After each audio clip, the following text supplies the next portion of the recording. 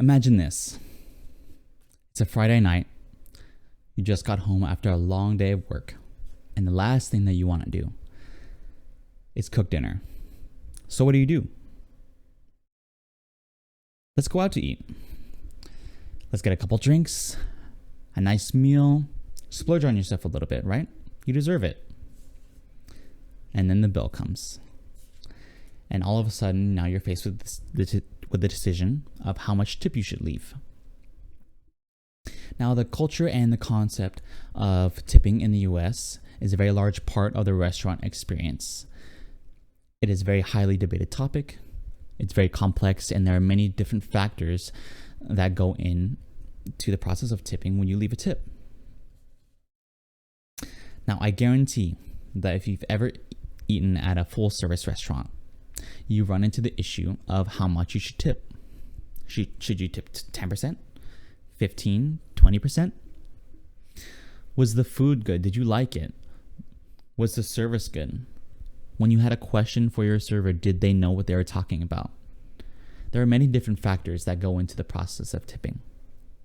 Now, I myself have worked in the food service industry for the past 5 years, from small bakeries to full service restaurants.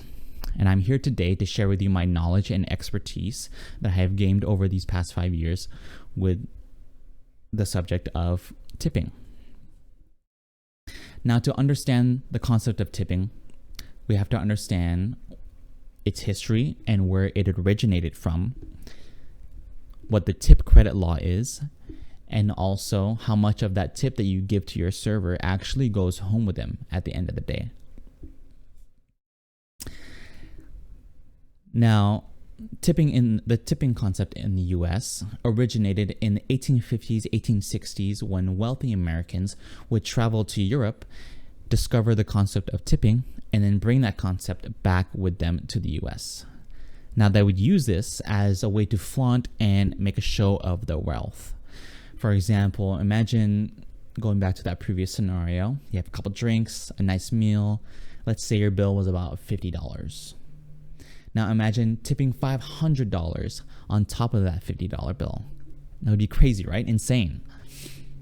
So obviously, the concept of tipping was not immediately accepted by Americans. And in fact, most people deemed it as un-American, as eating out was already expensive. So why should struggling Americans pay extra on top of this already expensive meal? Now, despite people not liking it and people being against it, the concept of tipping would continue to spread throughout the US, mainly because of two reasons.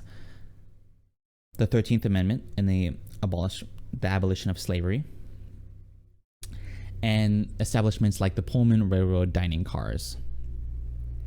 Now, when slavery was abolished, these newly freed slaves had to find work, had to find jobs in order to survive. And many of these newly freed slaves would become service workers. Now, the establishments like the Pullman Railroad dining cars would hire these service workers because they were able to pay them a low wage. And these wages were extremely low, abysmal, almost non-existent.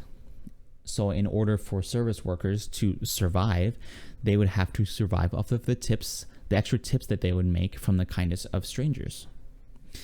And as the Pullman Railroad dining cars would go out in the country and spread this concept of tipping, servers and service workers around the country would become more and more reliant on the tips that they would make from the kindness of strangers. But surely the situation of service workers is better now, right? We have minimum wage. Isn't it better? Not necessarily. In 1966, Congress would pass a law called the Tip Credit Law. And this law would allow restaurants to pay their tipped employees below the minimum wage.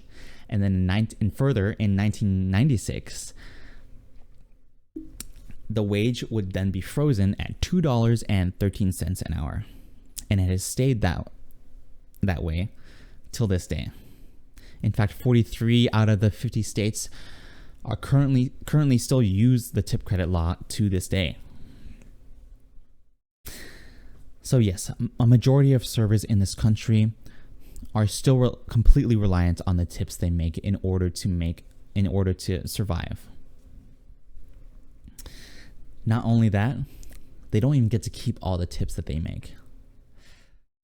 In most places, a majority of cases, servers have to tip out, meaning that they give a percentage or a portion of their tips to the bartender, the hosts, the food runners, and the bussers. And in states that don't use the tip credit law, like California, servers can also tip out the back of house as well, like the line cooks and the dishwasher.